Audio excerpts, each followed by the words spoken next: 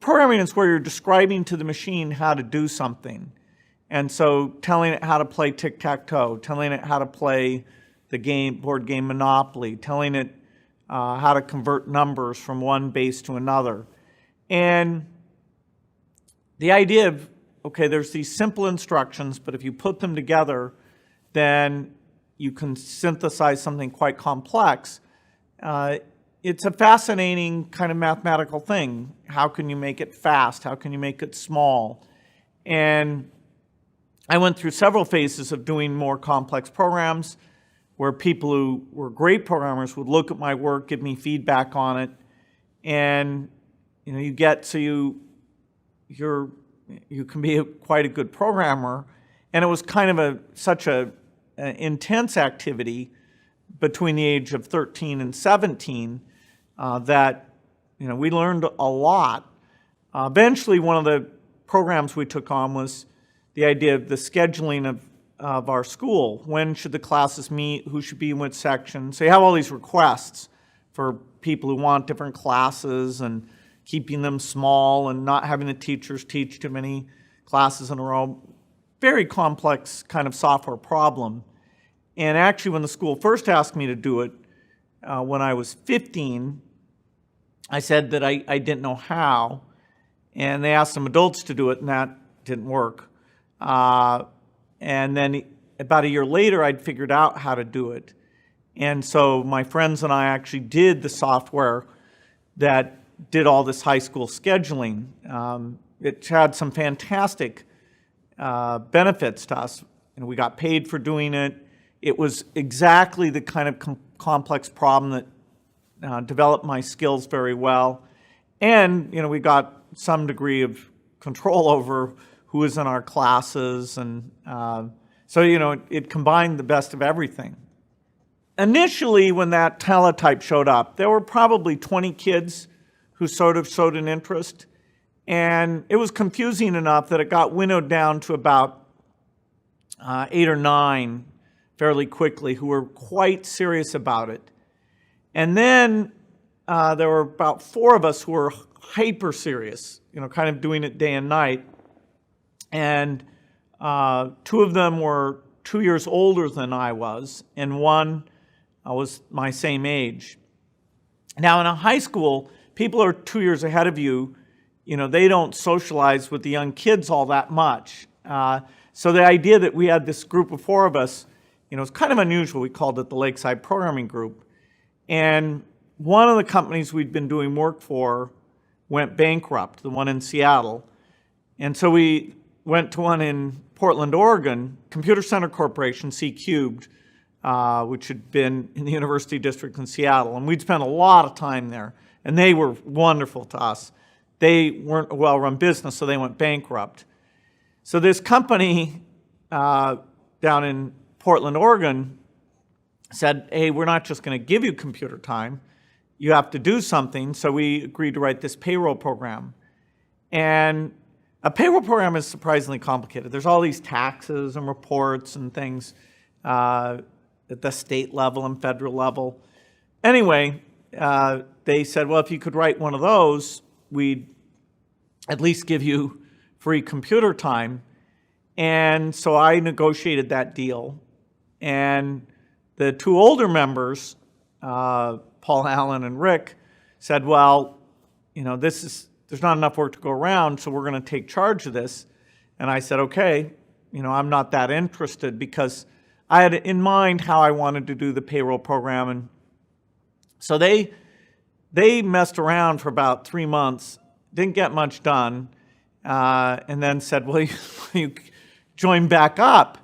And I said, okay, but so I'm in charge of this, and it's going to kind of set a precedent for future activities. But they said, no, that's fine. And so we actually finished this payroll program. It was a lot of work. The friend who was my age, Kent Evans, and I ended up doing the lion's share of the work. Now, tragically, right as he and I finished that, he was killed in a mountain climbing accident. And So then there were just three of us left who'd been extremely involved, including Paul Allen, who was the one who was reading the magazines even more than I was. And he was the one who actually saw this computer on a chip, so-called microprocessor, in a very small, obscure article. But he saw that it would be deeply important and brought that to me in 1971. So we were still 15. I was 15, and he was 17 at the time. So these CQ people have this computer, which is a time-sharing computer, and they're letting us come in at night. And they had this deal with the company who made the computer, Digital Equipment Corporation, that they had this acceptance period. If they could find problems with it, they could delay their rental payments. And so they thought of us as kind of monkeys that might find some problems and help them delay their rental payments. Well, that was a fair analysis, because at first we were just completely goofing around. Like, we'd try to run hundreds of jobs at the same time, or have all the jobs try and grab the same resources to see if we could get the system to fail. And we did, in kind of this brute force approach.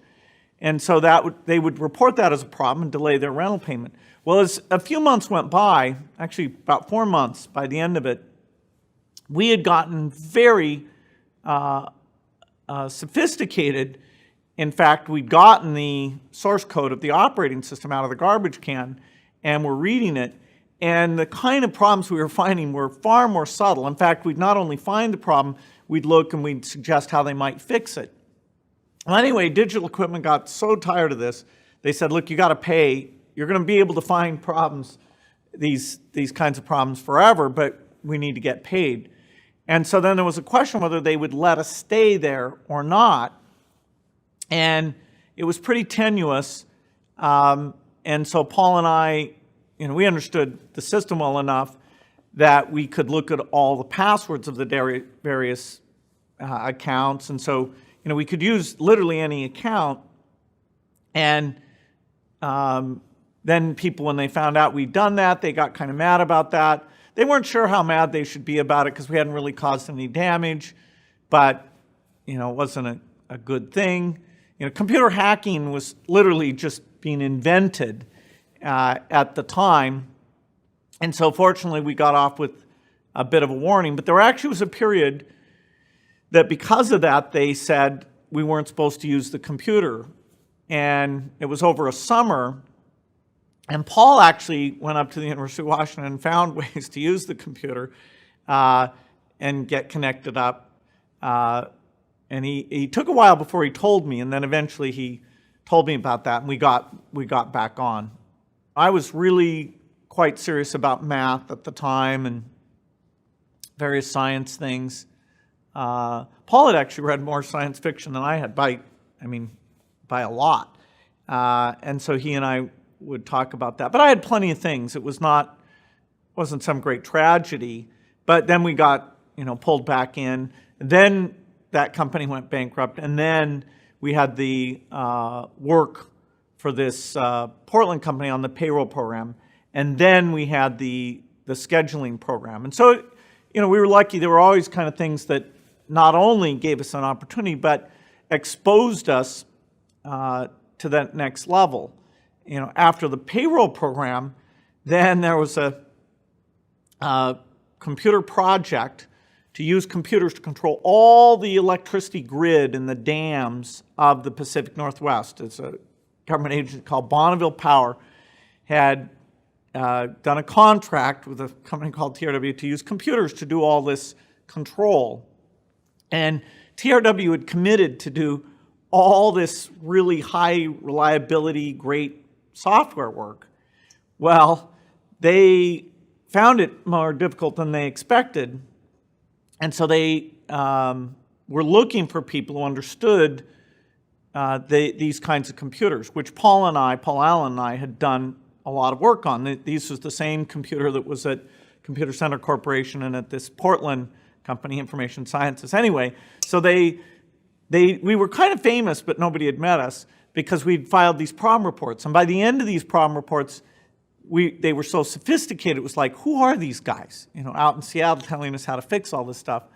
And so when TRW is saying, hey, we're desperate, find us, they're telling Digital Equipment, who makes these things, find us the best programmers. And somebody says, well, there's Gates and Allen. And somebody says, well, nobody's really met them.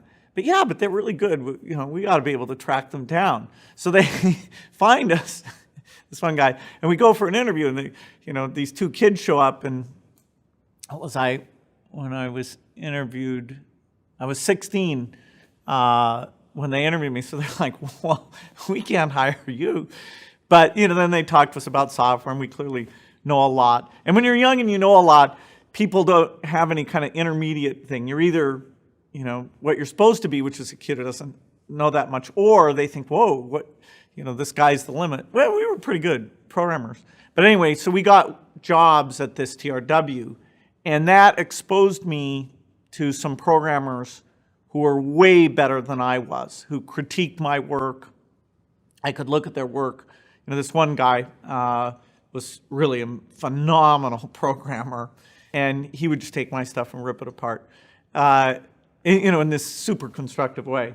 Anyway, it was a brilliant thing, and so part of my senior year and the summer before and after the senior year, Paul and I were down in Vancouver, Washington, working on this project. So it kind of took our understanding to a whole new level, and it exposed us to a bunch of people there. And Paul, the whole time, ever since he'd seen that microprocessor article, was saying, there's an opportunity here. This is going to be big. We ought to think what we're going to do about this. So we kept talking about that. In 1971, there's this obscure article on the microprocessor that Intel has done, what was called the 4004, that Paul said, look, this thing's going to keep getting better, and it's going to be better than these mini computers. Mini computers were like $10,000 to $200,000. And Paul and I had borrowed some of those and messed around with those. And Paul said, no, you're going to have something better than the mini computer that costs like $1,000. So we kept watching those chips get better, and we did the scheduling program. Then my senior year, we're down at TRW, they're getting better. And in fact, in 1973, the 8080 chip comes out. And Paul, shows that to me, and I say, okay, this is better than most of these mini computers. And so we think, wow, somebody's going to take that chip and do something well. Well, in the meantime, I start at Harvard University back in Cambridge, Massachusetts. Paul's saying, hey, he's at Washington State, another place. So I help him get a job out there in the Boston area, and we're just brainstorming, what's going to happen with the microprocessor. And I'm, playing poker, signing up for lots and lots of classes, undergraduate classes, graduate classes. But then finally, somebody takes the 8080 chip and creates a kit computer, and that's on the cover of the January 1975 Popular Electronics that comes out in December 1974. And so we get that, and that's both exciting because finally this thing that we've expected has happened, but the question is it happening without us? And so this company, which is in Albuquerque, New Mexico, we call them up and say, hey, we can do software for this machine. And they say, oh yeah, sure. So we very quickly work on a BASIC for this computer, which I'm well equipped to do. And Paul has had some brilliant ideas about how we'd simulate this machine because we didn't have one. And that was amazing. So we write this thing and we call them up and we say, hey, when you connect a teletype up, how do you get what's the software programming to get the characters in and get them to print them? How do you do that? The so-called input-output. And they thought, well, that's interesting. You guys may not be flaky because you're the first one who asked that question, which is, if you're going to really write the software, you eventually have to ask that question. So they give us the answer, and Paul flies out with this paper tape of the software. So I'm a student at Harvard, Paul's working at Honeywell,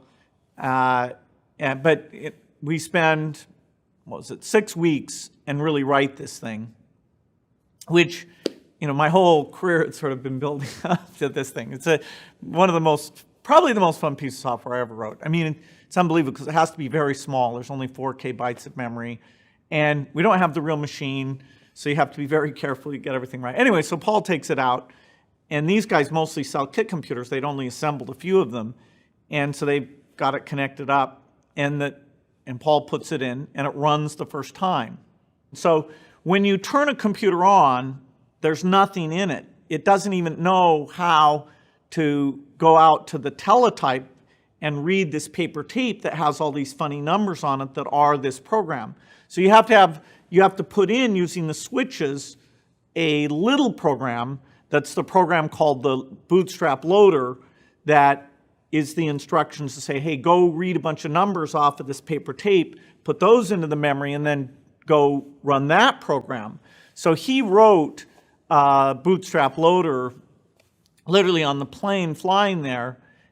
He wrote a nice Bootstrap Loader. It worked just fine. Later, I wrote a really, really small one because it's a pain to have to, every time the computer's turned back on, you have to re-enter to the thing. So the less of these funny little instructions, the better.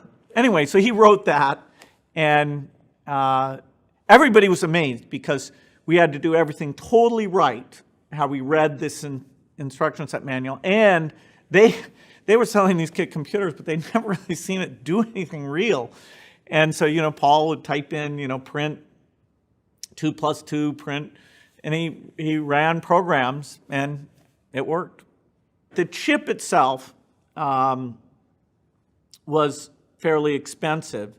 Paul and I had bought a previous chip to do a very specialized machine. We'd bought an 8008 to do a little funny program that did traffic volume printouts. But this 8080 was much better, and we'd never had one of those. So we just read the book that described how it worked, and then we made the big computer that we'd been using all those years and we're quite expert in.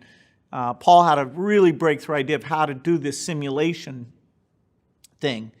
And so that gave us the full power of that computer to edit and debug and those things. But if we'd made any mistake in how we read this thing, that paper tape wasn't going to work at all. Anyway, so that was very exciting. And we signed a deal with them. That was called MITS, and their computer was called the Altair. And then I left Harvard University, and we started Microsoft. And so Microsoft was initially based down in Albuquerque, New Mexico. And this is 1973 when we get going.